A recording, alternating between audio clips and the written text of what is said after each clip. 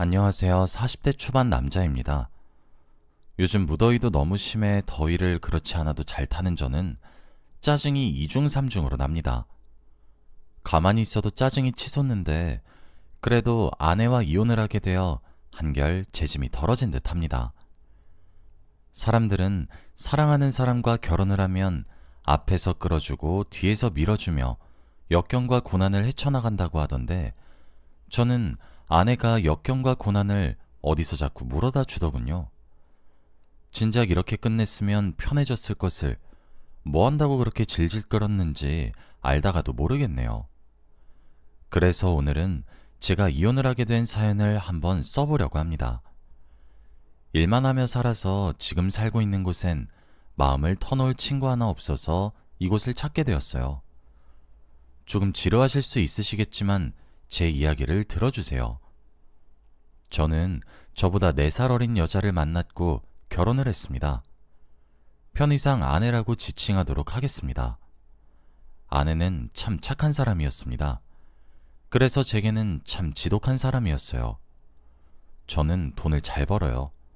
한국에서 세 손가락 안에 드는 대기업에서 일을 하고 있고 연봉도 솔직히 다른 사람들에 비해 매우 여유로운 편입니다. 20대 때 대기업에 취직을 했던 저는 미래에 아주 여유로운 삶을 살 거라 믿어 의심치 않았죠. 물론 높은 연봉인 만큼 회사에서도 정말 소처럼 일을 해야만 했어요. 그러던 도중 30대 초반에 아내를 만나게 되었습니다. 아내에게는 반하게 되었어요. 아내는 꼼꼼했고 생활력이 무척이나 좋았습니다. 절약하는 습관이 몸에 배어있는 듯한 사람이었거든요. 정말 검소한 사람이었어요. 저는 여유로운 집에서 태어나 여유로움을 누리면서 살아서 그런지 그런 아내가 대단하다고 느꼈고 멋지다고 생각했어요. 아내와 연애를 하면서 세상 물정에 대해 공부를 해나가는 기분이었습니다. 솔직히 그때까지는 저는 낭비하는 삶이었다고 해도 과언이 아닐 정도였죠. 현명한 아내에게 저는 점점 더 빠졌고 우린 결국 3년간의 교제를 끝내고 결혼을 하게 되었습니다. 하지만 아내는 비혼주의자였습니다. 모아놓은 돈도 없다고 본인 팔자에 결혼은 사치와도 같은 것이라며 처음엔 결혼을 거부했죠. 하지만 저는 그런 것도 다 괜찮았습니다. 그래서 돈은 결혼하고 모아도 늦지 않았고 내가 많이 모아두었으니 그 돈으로 결혼하자며 매달렸어요. 아내는 그렇게 저와 결혼을 하게 되었습니다. 빈손으로 오면 저희 집에서 싫어할 것이 뻔하니 제가 모아놓은 돈의 절반을 손에 쥐어주었죠. 사실상 아내는 정말 몸만 가지고 결혼을 한 것과 다름없었어요. 신혼집을 저희 부모님이 제 명의로 아파트를 사주셨고 혼수를 아내가 채웠는데 그러면서 사용한 돈이 전부 제가 모았던 돈이었으니까요. 그런데 정말 아무런 상관이 없었어요. 저는 아내와 가정을 만들어 꾸려나가고 싶었고 현명한 사람을 사랑하는 것이 행복했거든요. 그런데 그런 말이 있더라고요. 남의 집 가장은 빼오는 것이 아니라는 말이요. 아내에게는 남동생과 여동생이 하나씩 있습니다. 연애할 적부터 아내도 남부럽지 않게 돈을 잘 버는 사람인데 왜 저렇게 본인에게 매정할 정도로 가혹하게 사는 것인지 이해를 못하고 있었어요. 그런데 결혼은 현실이라더니 결혼하고 나서 모든 것을 알게 되었어요. 제 아내가 처가댁의 가장이었더군요. 남동생은 경찰서를 자주 들락날락거렸고 폭력 전과도 있었습니다. 그리고 여동생은 상간녀 소송을 받았더군요. 뿐만 아니라 아내의 친정집은 월세였어요. 제게 자기 팔자에 결혼은 사치라는 말을 했을 때 전 처음에 이해하지 못했습니다. 처가댁에 결혼을 허락받으러 갔을 때에도 가족끼리 만났을 때도 처가댁은 정말 평범했거든요. 장점이 많은 것도 아닌 집안이었지만 그렇다고 해서 너무 적지도 않은 딱 중간치 평균의 집안 같았습니다. 처남과 처제가 될 사람들도 하나같이 인간미가 넘쳤고요. 그런데 아내가 본인의 부모님과 동생들을 먹여 살리고 있더군요. 제가 처가댁에 대한 진실을 알게 되었을 때 들었던 한 가지 생각은 왜 이제 와서 이런 말을 해주는 거지? 결혼 전에 하지 않다가 갑자기? 이제 와서? 라는 생각뿐이었어요. 제가 정말 배신감이 느껴졌던 순간이 몇 개 있었습니다. 아내와 결혼을 하고 우리 부부 사이에 딸아이 하나가 태어났어요. 그리고 저희 집 경제권을 저는 아내에게 한치의 의심 없이 맡겼습니다. 아이가 6살이 되던 해는 저희가 결혼을 한 지 8년 차가 되던 해였습니다. 아이도 제법 크기도 했고 저희가 살던 동네는 교육열이 그리 높은 동네가 아니었기 때문에 딸아이의 미래를 위해 그동안 모아놓은 돈으로 이사를 가자고 의견을 냈어요. 그런데 아내는 제 의견에 시큰둥한 반응을 보이더군요. 좀 의아하다는 생각만 하고 넘겼습니다. 아내의 의견과 달리 저는 아이 교육을 위해 이사를 가야 된다고 제 의견을 밀어붙였습니다.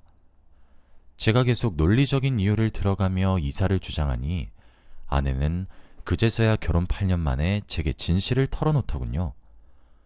아주 기가 막혀서 그래서 오히려 더욱더 믿겨지지 않는 불편한 진실들을 말이에요. 저는 처음에 아내의 고백을 들으면서 장난치지 말라고 몇 번이나 말을 했는지 셀 수가 없어요. 아내를 믿었기에 경제권을 맡겼던 것인데 그동안 몇 억은 우습게 모았을 줄 알았는데 몇 억은커녕 빚으로만 2억이 있더군요. 통장은 이미 마이너스 통장이었고요. 그나마 저희가 살고 있었던 아파트가 저희 부모님이 제 명의로 물려주셨던 거라서 아파트만 처분하지 못했지 다른 것들은 담보로 잡고 대출을 받고 진짜 돈이란 돈은 싹싹 긁어서 친정에다 퍼부으며 살았더군요. 그렇게 싹싹 긁은 우리 가정의 재산으로 처남의 폭력 사태로 인한 합의금만 1억이 나갔습니다. 이 정도면 말 다 했죠? 그리고 처제 상간녀 소송을 받은 위자료 또한 아내가 내주었더군요. 제 월급을 모은 돈으로 말이에요. 그 돈으로 처가댁을 도운 건데 그렇게 답도 없는 집안을 도울 바에야 밑빠진 독에 물을 채우는 것이 훨씬 쉬울 겁니다. 처가댁에서 손을 벌리고 벌렸는데 점점 요구하는 돈이 많아졌어요. 나중에는 저희가 모은 돈으로도 어떻게 해결이 되지 않아서 담보로 잡아 대출을 받고 카드로 돌려막기로 했던 거였고 진짜 그 와중에 제가 가장 화가 났던 것은 사채를 끌어다 썼더군요. 그것도 3천만 원이나 말이에요. 사채의 무서움을 몰랐던 건지 머리를 달고 사는 사람이면서 생각이란 걸 하고 살지 않았던 건지 여러분들도 알다시피 사채 빚은 정말 눈덩이처럼 불어납니다. 제가 이사 이야기를 꺼내지 않았다면 8년 차가 아니라 18년 차의 이 진실들을 알았겠죠. 왜 하루라도 일찍 더 말을 하지 않았는지, 왜 아내를 온 마음으로 믿고 맡겼던 것인지 시간을 돌리고 싶었고 믿겨지지가 않았습니다. 이제 은행권에서 대출이 더는 되지 않아서 사채를 썼다는데 이미 이자가 원금을 초과한 상태였죠. 사람이 정말 화가 나고 감당할 수 없는 진실을 알게 되면 불같이 화를 내지 못하더라고요. 차마 믿어지지가 않아서 그저 멍한 상태가 되더군요. 거기서 끝이면 다행이죠. 연애한 기간과 결혼한 기간을 합치면 10년이 넘는 세월인데 그 세월 동안 아내는 제게 월급도 숨겼어요. 만약에 아내가 월급으로 500만 원을 받는다고 하면 제게 150만 원을 줄여서 얘기를 했더라고요. 그리고 150만 원은 친정에다가 보냈고요. 이제서야 제가 이사를 운운하고 있자니 모든 것이 들킬 것이 뻔해서 그런지 술술 자백하더군요. 모아놓은 돈이 있어도 모자랄 판국에 가진 재산 하나 없고 빚만 잔뜩 있으니 제 입장에서는 딱 미치고 팔짝 뛸 것만 같은 심정이었습니다.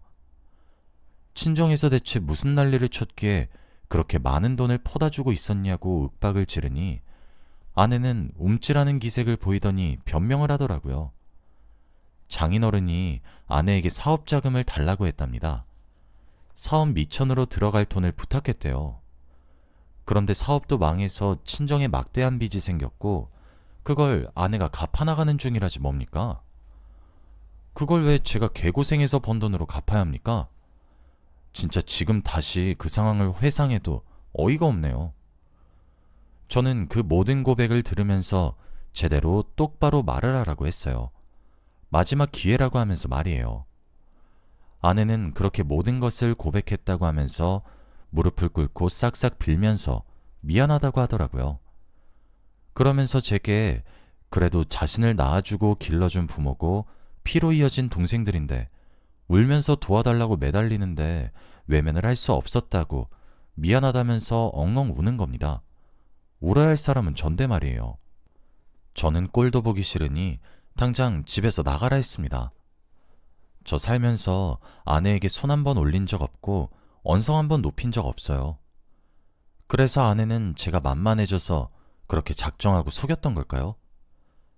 제가 욕을 하며 소리를 빽 지르니 아내가 주춤주춤하며 검을 먹은 듯한 태도를 취하고 무서우니까 자기한테 그러지 말라는데 그 모든 행동들도 아내가 의도한 행동처럼 보이고 진짜 그렇게 가증스러울 수도 없고 역겨울 수도 없더군요. 막무가내로 아내를 쫓아냈습니다. 아내에게 집에 허락 없이 들어오면 가만두지 않겠다고 으르렁거리니까 찍소리 못하고 나가더군요. 딸아이가 곤히 자고 있었기에 망정이지 진짜 못 볼 꼴을 보여줄 뻔한 거였죠. 저는 몇 날 며칠 고민에 빠졌습니다. 이혼을 해야 하나 말아야 하나를 말이에요.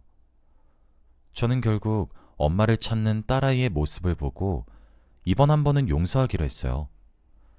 경제권은 제가 다시 제 쪽으로 돌리는 것은 당연했죠. 제게는 너무 지독한 여자였지만 제 아이에게는 세상에서 제일 좋은 엄마였으니까요. 돈이야 있다가도 없고 없다가도 있는 것이고 정 상황이 힘들어지면 저희 부모님께 조금 기대어도 될 테고 그렇게 합리화를 하면서 아내를 집으로 다시 불러들였습니다. 아내에게 말했어요. 지금 내가 알고 있는 선까지가 마지노선인데 지금 기회 줄 때 숨겨둔 진실이 더 있으면 지금 얘기를 하라고. 이번이 정말 마지막 기회인 거라고요. 그리고 이 시간 이후로 내가 모르고 있는 사실이 하나라도 밝혀진다면 그땐 협의혼도 못할 줄 알라고 바로 소송으로 들어가겠다고 으르렁거렸죠. 아내를 사랑해서 용서한 것이 아니라고 용서한 적 없다고. 다만 우리 딸아이가 당신을 따르니 내가 딸 얼굴을 봐서 정말 딸 하나를 위해서 이번은 참겠다고 말이에요. 아내는 고맙다고 하면서 더는 제게 숨기는 비밀이 없다고 했죠. 그래요. 저는 바보같이 그 말을 또 철썩 믿은 것입니다. 아내는 제게 모든 빚을 얘기한 것은 맞아요. 하지만 액수를 속였더군요. 사채로 빌린 돈은 5천만 원이었고 이미 저희에게는 6억에 달하는 빚이 있었습니다. 처가댁도 진짜 진상이죠. 염치가 없어도 정도껏 없어야지 뭐 하자는 겁니까? 남의 집 가장은 빼오는 것이 아니라고 하던데 그 말이 딱 맞는 말이더군요. 제가 진짜 얼마나 만만했던 걸까요? 아니면 저희 집안이 무시를 당했던 걸까요? 대체 언제까지 속일 수 있을 줄 알았을까요? 진짜 여전히 이해할 수 없는 사람이에요. 제 아내는 착한 사람이었어요. 착한 딸이었고 착한 누나였고 착한 언니였죠. 그리고 그렇게 착한 만큼 제게는 아주 지독한 사람이었습니다. 일단 급한 대로 사채 빚을 틀어막았어요. 그리고 이혼 소송을 준비하기 시작했습니다. 아내가 제게 10년에 가까운 세월 동안 월급을 속였던 점과 남편인 저 모르게 누구와도 상의 없이 경제적인 어려움을 가져온 점, 그리고 저 모르게 빚을 만들어 온 점들을 근거로 삼아서 이혼 소송을 걸었습니다. 아내는 제게 추하게 매달렸어요. 저 없이 어떻게 살아야 되겠냐면서 말이에요. 진짜 이렇게 살게 만든 사람이 누군데 저를 매정한 놈 취급을 하는데 어찌나 기가 막히던지. 물론 딸아이의 양육권도 제가 가져왔습니다. 그런 덜 떨어진 여자한테 아이의 교육을 어떻게 믿고 맡길 수 있겠어요? 저는 딸아이를 저희 본가에다가 데려다 줬고 그렇게 이혼을 해나가기 시작했습니다. 나중엔 아내가 본인의 친정 식구들까지 동원해서 제게 매달리더군요. 하긴 처가댁에서 저는 황금알을 낳는 거위와도 마찬가지인 존재였을 테니 간절했겠죠. 간절했고 말고요. 진짜 짧지 않은 세월의 인생을 살아가면서 그렇게 비참하고 화가 나는 경우는 처음이었습니다. 이혼 전문 변호사님도 혀를 내두를 정도라고 입을 해하고 벌리시더라고요. 그동안 가정에 무심했던 것이라고 하면 할 말은 없지만 저는 아내를 믿고 맡긴 죄밖에 없는데 제 신뢰와 믿음을 그렇게 악용한 아내에게 정말 보복하고 싶었습니다. 당연히 이혼 소송에서는 제가 승소를 했고 아주 어렵게 모든 빚을 아내 명의로 넘겨버렸습니다. 사실 부부였기 때문에 보통 아내가 남편 몰래 대출을 받아 빚을 만들어도 함께 갚아나가야 하는 경우가 대다수라고 하더라고요. 아내가 개인적인 사유로 예를 들면 사치, 이런 이유로 만든 것이 아니라면요. 전 아주 어렵게 빚에서 자유로워질 수 있었고 이혼에도 승소했습니다. 저희 부모님은 사건의 전말을 알고 뒷목을 잡으셨습니다. 이 일을 어찌해야 되는 것이냐고 하시면서 말이에요. 저희 부모님도 화가 나서 눈이 돌아갔고 진짜 몇 번 개싸움이 일어나기도 했습니다. 정말 더는 살아갈 의욕이 나지 않을 정도였다고 하면 어느 정도인지 짐작이 가시려나요? 처가댁이 잘 살고 못 살고를 떠나서 그렇게 오랜 기간 동안 제게 모든 것을 숨긴 그 여자가 너무나도 혐오스럽고 온몸에 소름이 끼칠 정도로 무섭고 음습하게 느껴졌습니다. 처가댁은 저와의 이혼을 어떻게든 무마하기 위해 애를 썼지만 소용은 없었습니다. 그렇게 이혼에 성공했고 아이의 양육권도 제게 떨어졌어요. 정말 면접 교섭권까지 박탈하고 싶었는데 법적으로는 아무래도 조금 힘들더군요. 그 이후 제가 정말 더 짜증이 치솟고 화가 났던 이유는 아내는 이혼 소송에 패한 이후 제게 재산분할 소송을 걸었단 것입니다. 정말 제게 일말의 미안함과 죄책감을 가졌다면 그러면 안 되는 것 아닌가요? 살다 무슨 이런 여자를 믿고 맡겼던 것인지 저 스스로가 너무 싫었습니다. 아내가 유책 배우자였기에 패소했습니다. 저를 담당하신 변호사님께서도 진짜 독하다고 혀를 내두르더군요. 저는 아내의 심리가 궁금했어요. 대체 무슨 배짱으로 저한테 재산 분할을 소송한 것인지 그 정신 상태가 궁금하더군요. 그래서 제가 연락을 해서 물었어요. 제정신이냐고, 제발 사람 좀 그만 괴롭히라고 하면서요. 그런데 미안하고 죄스럽답니다. 저와 딸아이 얼굴을 볼 낯이 없다고, 정말 면목이 없다고 울어요. 그러는 사람이 구질구질하게 이렇게까지 사람을 괴롭히냐 물으니까 그래도 자신에게 금전적인 도움을 조금만 줄 수 없냐고 하더군요. 정말 빚을 갚아가는데 이자를 내는 것도 벅찬 상태라고, 한 번만 도와달라고, 진짜 이번에 도움받으면 죽을 때까지 제 눈앞에 나타나지 않겠다고 하더군요. 제가 진짜 너무너무 그 집안에 정이 떨어지는 이유가 뭐냐면 빚을 만들어 놓은 사람들은 처가댁의 식구들인데 그 빚을 갚겠다고 동분서주하는 사람은 제 아내였기 때문이에요. 저는 제게 그렇게 말을 하며 매달리는 아내에게 쏘아 붙였어요. 너 양심 좀 있어라. 그래, 네 가족은 네 말 맞다나 피를 이은 혈연이라 네가 케어한다 하자. 막말로 내가 너희 집안과 무슨 관계가 있냐? 이제 너랑 나랑도 쫑난 관계야. 돈이 없으면 쓰지 못하게 하고 돈이 모자라면 일을 시키라고, 이 멍청한 여자야. 괜히 겨우 불지옥 벗어난 애먼 사람한테 구질구질하게 도와달라고 매달리지 말고 네 그 잘난 동생들이랑 너희 부모 일을 시키라고. 아내는 본인과 10년 넘게 한 정이 있는데 어떻게 제게 그렇게 매몰찰 수 있냐고 화를 내는데 진짜 화가 너무 나면 어이가 없어서 헛웃음이 나온다는데 제가 딱 그렇게 되더라고요. 중간에 아이가 엮여 있어 정말 마음 같아서는 전화도 받고 싶지 않고, 그런데 자꾸 아이 핑계를 대며 연락을 해오니 정말 사람 기가 빨리는 듯 합니다. 전 그렇게 힘들게 이혼한 이후 부모님 집에 들어가서 살고 있어요. 저희 가족이 살았던 아파트는 처분했고요. 사람 속은 아무도 모른다던데 저는 정말 이젠 여자를 믿을 수가 없게 된 것 같아요. 여러분들도 항상 경계하는 버릇을 가지세요. 저는 제가 1년이라도 빠르게 알았다면 결과가 바뀌지 않았을까 하는 생각을 정말 많이 합니다. 더는 사람을 믿지 못하게 된 자신도 많이 싫어지고요. 정말 딸 자식 얼굴 하나 바라보면서 힘든 시간을 꾸역꾸역 버티며 사는 것 같습니다. 앞으로 저는 항상 확인하고 검토하는 사람으로 살 것 같아요. 여러분들도 아무리 배우자라도 철석같이 믿고 살진 마세요. 사람이 돈에 눈이 돌아간다고 하던데 딱 그 꼴 난 거죠 뭐. 여기까지가 제 이야기입니다. 긴 이야기 들어주셔서 정말 감사드리고 제가 딸아이를 온전히 잘 기를 수 있도록 여러분들이 응원을 해주셨으면 좋겠네요. 여러분들 가정엔 항상 평화가 가득하시길 바라며 이만 글을 마치겠습니다. 감사합니다.